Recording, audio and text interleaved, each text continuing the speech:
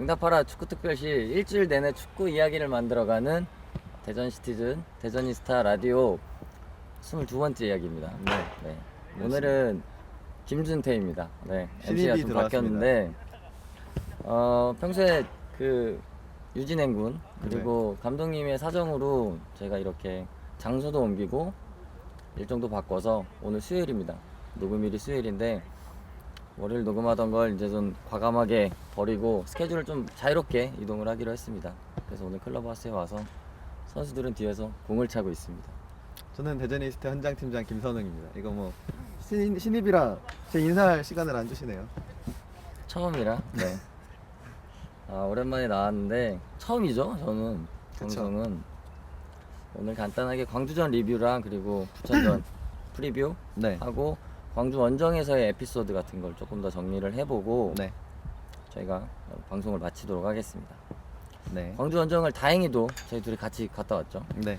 광주 원정 예상치 못했던 패배 어떻게 생각하세요? 사실 예상을 전에는 이제 좀 전에는 예상을 완전 못했겠지만 지는 거 아니야라는 생각을 이제 몇 경기 전보다는 굉장히 많이 하긴 했었는데 그래도 근데 광주도 지금 열심히 해야 되는 상황이라 그렇죠. 광주도 플레이오프 지금 티켓을 획득하기 위해서 네.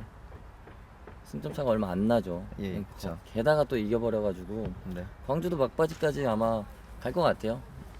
그리고 그쵸. 근데 광주가 그 다음 경기가 안산 예. 원정이에요. 그래서 결국에는 광주의 스코어도 우리가 체크를 할 수밖에 없는 상황이 올 것 같은데 광주 원정에서 아쉬웠어요. 일단 결과만 봐도 우리가 1대0으로 패배를 했고 네. 슈팅 수가 굉장히 적었어요. 그쵸. 슈팅 수. 뭐 저희는 뭐 제대로 된 공격을 선수들 뒤에다 놓고 이런 얘기하기 좀 그렇지. 박갑한 선수가 별로 없는 것 같습니다 이날. 광주 원정에서요. 네. 특히나 포메이션 변경도 좀 있었고 해서 뭐 팬들이 그 얘기를 되게 많이 하더라고요. 감독님의 전술 변화에 대해서. 그쵸. 저 개인적으로는 감독님의 전술을 얘기하는 걸 별로 안 좋아하기 때문에 저도 공감해요. 그러니까 모르겠어요. 전술에 대해서는 잘 알지 못하는데 근데 팬들이 얘기하는 건 네.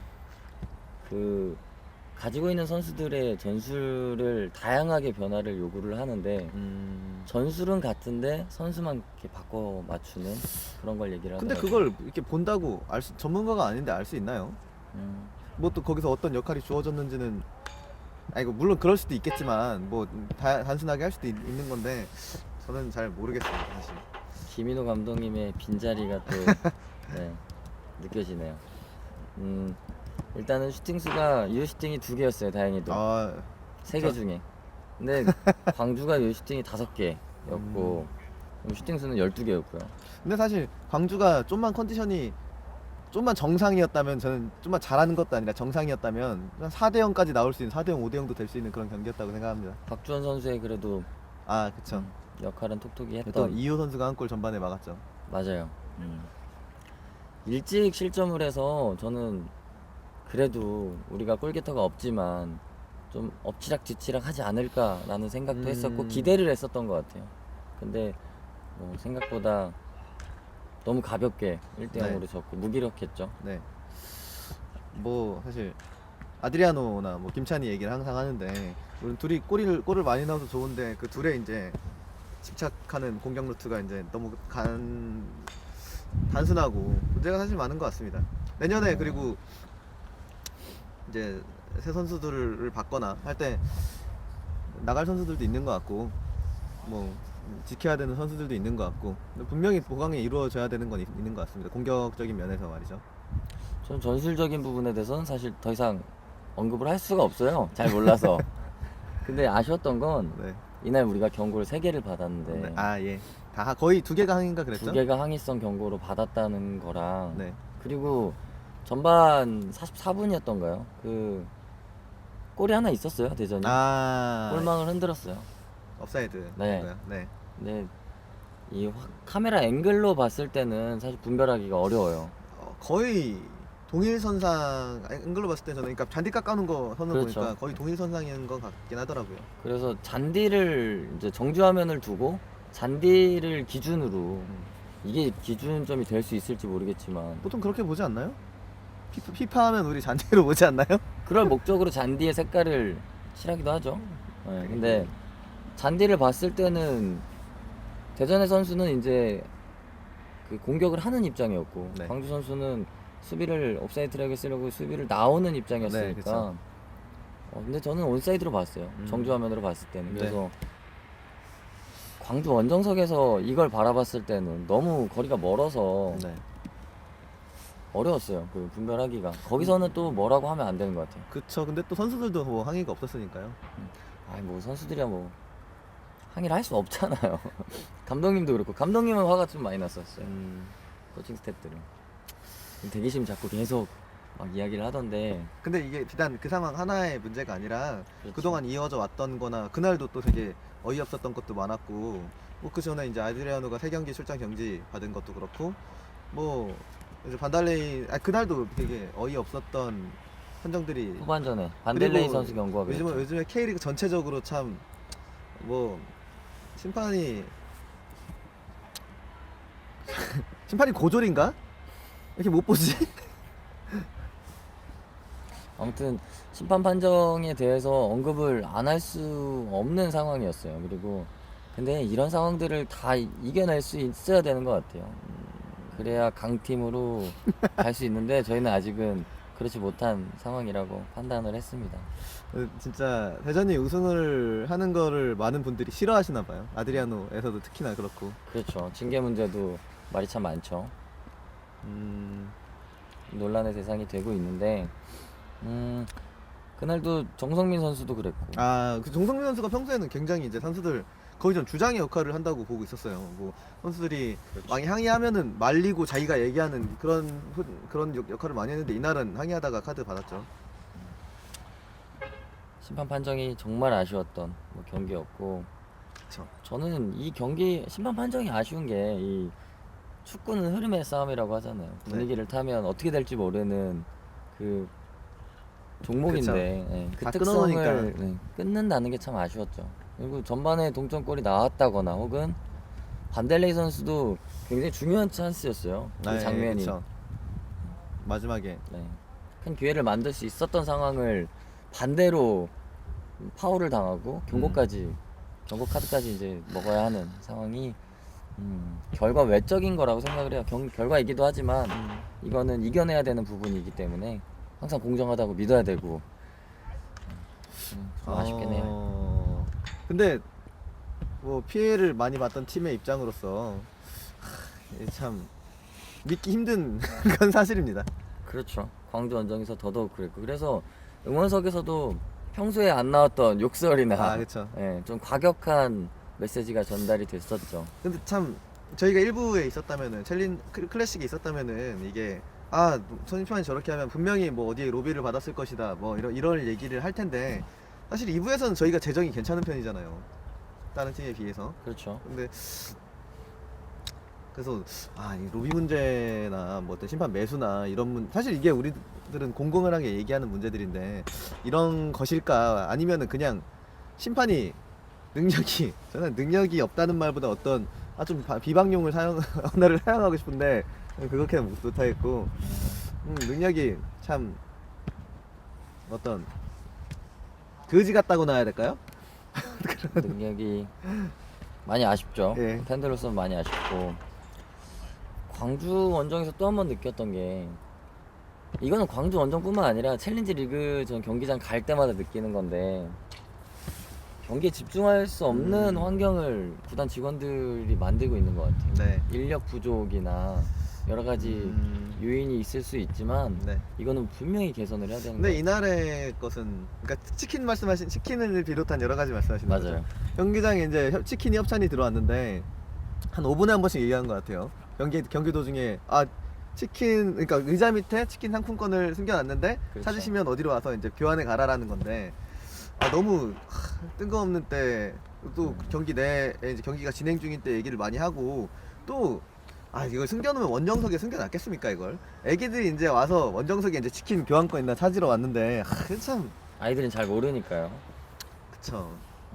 근데 마케팅도 저 디테일하게 이렇게 바라보는 마케팅을 다들 원하잖아요. 그쵸. 팬들도 원하고 직원들도 원할 텐데 경기장 좌석이 4만 1000석 정도 될 텐데 1, 2층만 돼도 2만 석인데 이걸 찾게 한다는 건 저는 조금 무리가 있는 것 같아요. 그리고 이런 이벤트는 경기 시작 전에 했으면 좋겠어요. 아 일찍 오게. 네, 그러면은 일찍 와서 보물찾기를 하더라도 그때 시켜서 경기에 전혀 방해가 되지 않게 했으면 좋겠어요. 그럼 구단 때 직원들이 일찍 나와야 되니까 그런 게 아닐까.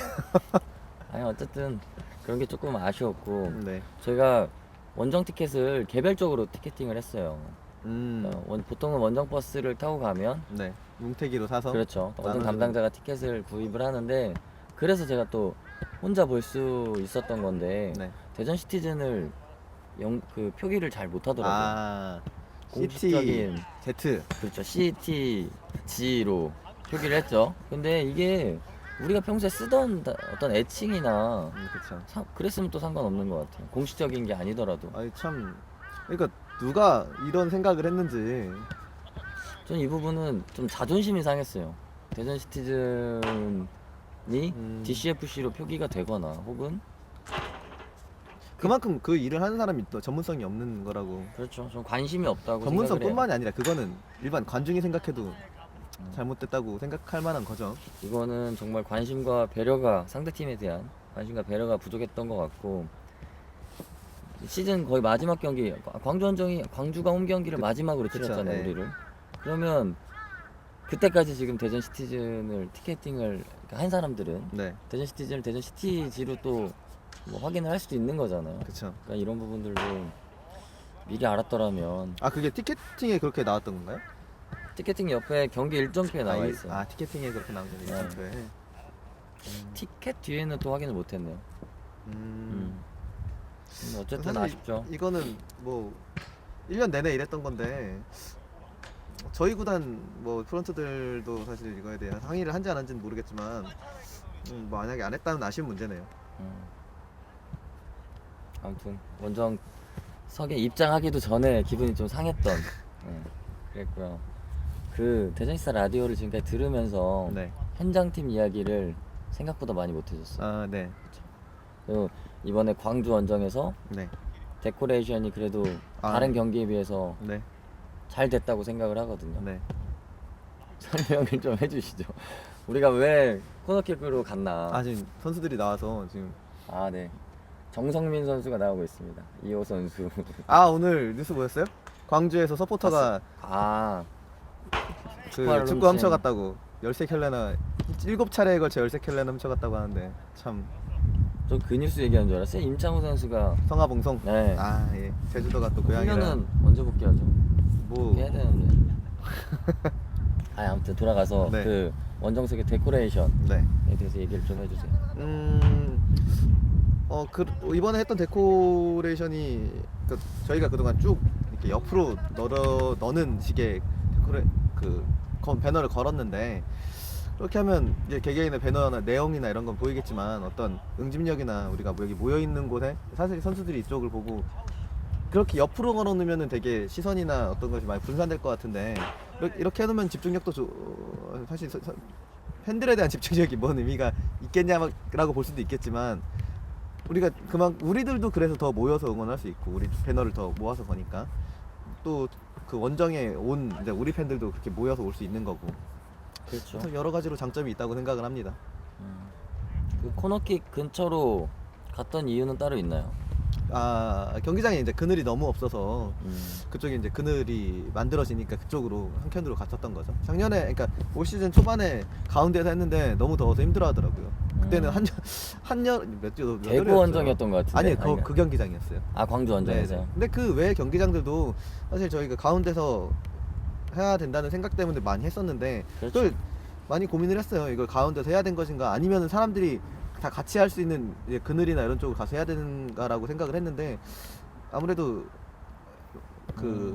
때왕볕에서 하고 많이 못하느니 그늘에서 같이 하고 좀 더 모일 수 있는 환경이나 이쪽을 좀 더 이쁘게 꾸미면 된다는 생각이 있어서 그렇게 하게 됐습니다.